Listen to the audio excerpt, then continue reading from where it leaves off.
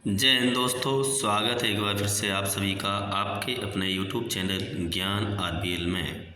साथियों, उत्तर प्रदेश पुलिस की previous year श्रृंखला में मैं संजीव एक और नई बेहतरीन क्लास लेकर आया हूं। साथियों, इसके अंतर्गत साथियों हम भारत के पड़ोसी देशों के बीच जो संबंध है उससे संबंधित जो भी आपके एग्जाम में प्रीवियस ईयर क्वेश्चन पूछे गए हैं साथियों, उनको हम डिस्कस करेंगे आज।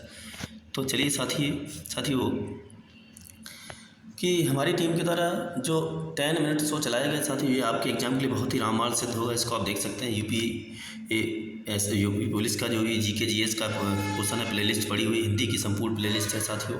इनको सबको आप देख सकते हैं और कह सकते हैं कि जो हमारी टीम के द्वारा ये पीडीएफ बनाई गई है स्टैटिक जीके की, ये बहुत ही इस पर मेहनत की गई है साथियों। जो भी साथी कह सकते हैं आप अपने एग्ज़ाम में अच्छे से ज़्यादा से ज़्यादा नंबर कह सकते हैं गेन करना चाहते हैं, तो इसको आप परचेज़ करके और अच्छे से 2-3 बार तैयार कर लेते हैं तो आपके एग्ज़ाम में मोस्टली क्वेश्चन यहीं से देखने को मिलेंगे।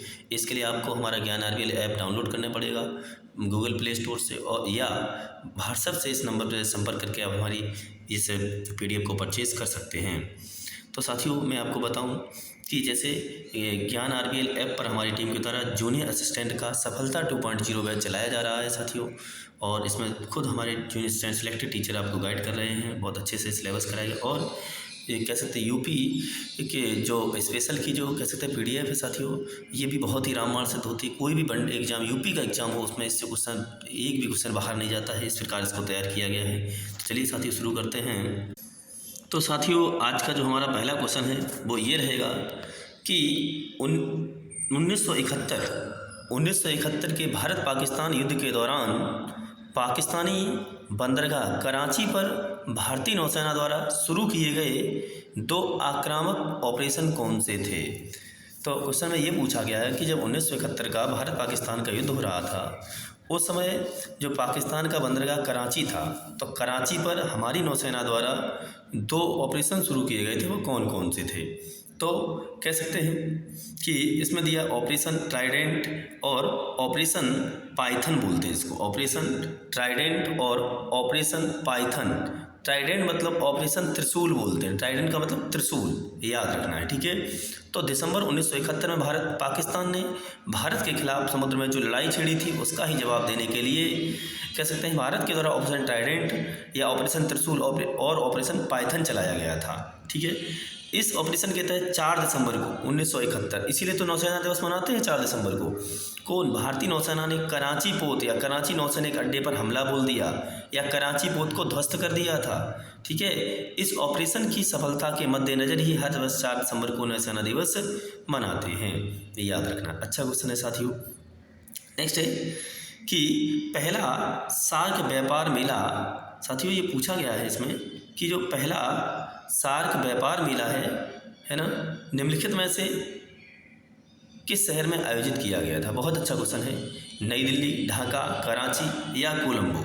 तो साथियों, जो पहला कह सकते हैं सार्क मेला है वो नई दिल्ली में हुआ था। कहाँ पर हुआ था? नई दिल्ली में।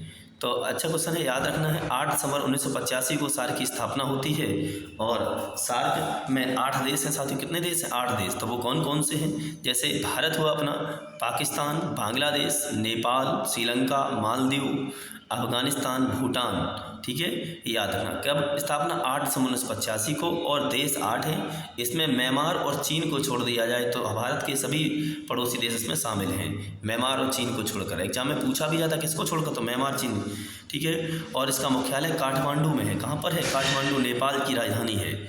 नेक्स्ट है कि कौन सी रेखा भारत और पाकिस्तान के बीच सीमा तय करती है? तो साथियों, रेड क्लिप रेखा जो है ये भारत पाकिस्तान के बीच सीमा तय करती है, ठीक है। और 17 अगस्त 1947 की बात है, उस दिन रेड क्लिप की सर सीजे रेड क्लिप के द्वारा एक रेखा खींची जाती है, ठीक है। तो भारत पाकिस्तान की, क्योंकि पाकिस्तान इधर पूरब में भी था जिसे बांग्लादेश कहते हैं, इस समय भी इस टाइप भी पाकिस्तान था, है ना। और मैकमोहन रेखा 1914 में भारत चीन के बीच, ठीक है, भारत चीन के बीच हुई थी। जबकि कह सकते हैं कि डूरन रेखा तो उस समय भारत अफगानिस्तान के बीच में थी, लेकिन अब ये अब भारत नहीं, अब पाकिस्तान और अफगानिस्तान के बीच में, अब पाकिस्तान और अफगानिस्तान के बीच में डूरंड रेखा है, याद रखना। तो रेड क्लिफ भारत पाकिस्तान है ना। जबकि और भी कुछ रेखाएं हैं, जैसे भारत चीन हमने बताया, McMahon, Bharat Pakistan Radcliffe, Pakistan Afghanistan Durand रेखा। जर्मनी फ्रांस के बीच में मैगिनॉट और सीजफ्रिड रेखा है, सीजफ्रिड भी है, मैगिनॉट भी है, जर्मनी फ्रांस। यूएसए और कनाडा के बीच में 49वीं समांतर रेखा, 49वीं है ना। जबकि 38वीं पूछी है तो 38वीं जो है उत्तर कोरिया और दक्षिण कोरिया के बीच में है, 38वीं। और 17वीं पूछी जाए, 17वीं तो उत्तरी वियतनाम और दक्षिणी वियतनाम के बीच में है, 17वीं समांतर रेखा। अच्छा क्वेश्चन है। तो साथियों नेक्स्ट क्वेश्चन जो हमारा रहेगा वो ये हो जाएगा, कह सकते हैं हाँ कि निम्न में से कौन सा कथन सही है। जैसे यहाँ पे 4 कथन दिए गए हैं तो उनको हम डिस्कस करते हैं। जो यहाँ पे हैं,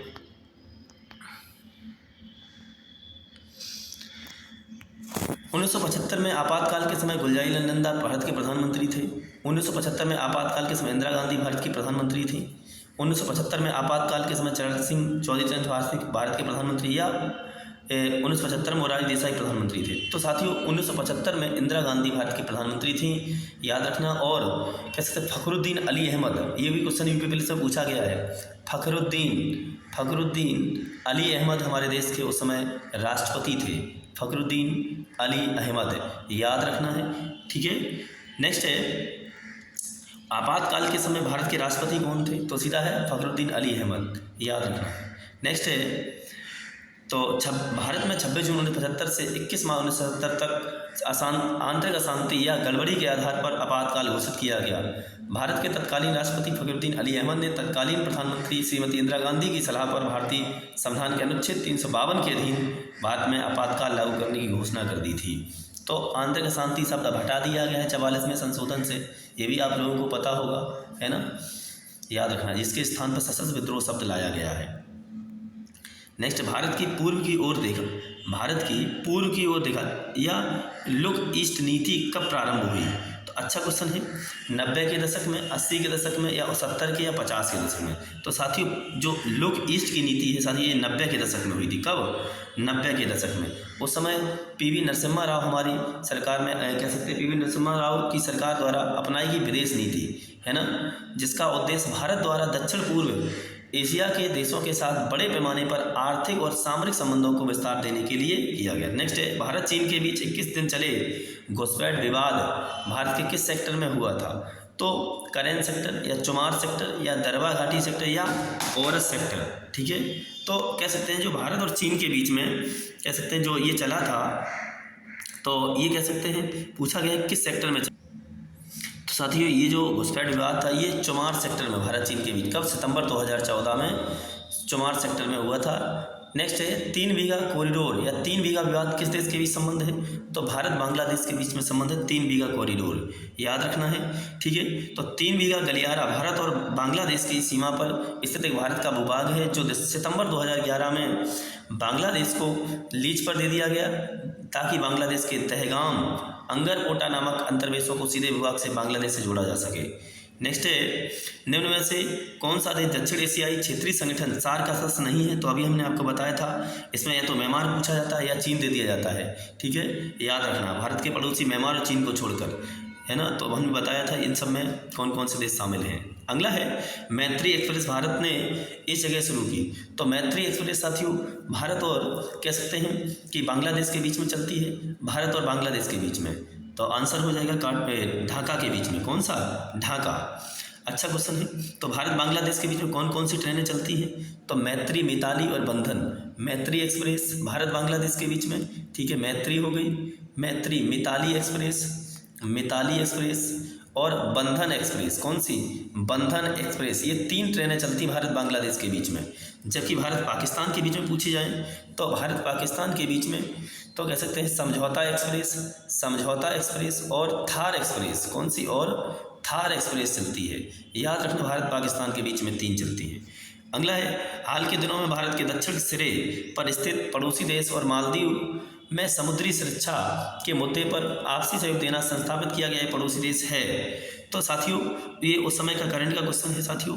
तो उस समय श्रीलंका के बीच हुआ था, कैसे? मालदीव और श्रीलंका के बीच में। तो ये क्वेश्चन आते हैं। मालदीव भी अभी चर्चा में है क्योंकि वहाँ के जो मोहम्मद मुइज़्ज़ू हैं, तो उनके द्वारा कह सकते हैं प्रधानमंत्री कह सकते हैं आंतरिक सुरक्षा हटाने का निर्णय लिया गया था भारत के खिलाफ। नेक्स्ट है रियूटर किसकी समाचार एजेंसी है। तो साथियों जो रियूटर है उसके बारे में पूछा गया है। तो जो रियूटर है ये यूके की समाचार एजेंसी, किसकी? यूके की समाचार एजेंसी है, याद रखना। अगला क्वेश्चन देखते हैं कि जो हमारा अगला क्वेश्चन ये हो जाएगा, हाँ जैसे यहाँ पर दी कौन कौन सी समाचार एजेंसियाँ और किस देश से संबंधित हैं। तो यूके की राइटर हो गई और यूएसए की यूनाइटेड प्रेस इंटरनेशनल हो जाएगी, जबकि रूस की तास हो जाएगी और जर्मनी की डीपीए हो जाएगी। जर्मनी की कौन सी हो जाएगी? डीपीए। अगला क्वेश्चन दिया है कि पीपुल्स डेली समाचार पत्र किस देश से छपता है। तो ये चीन से छपता है। कहाँ से छपता है? चीन से छपता है।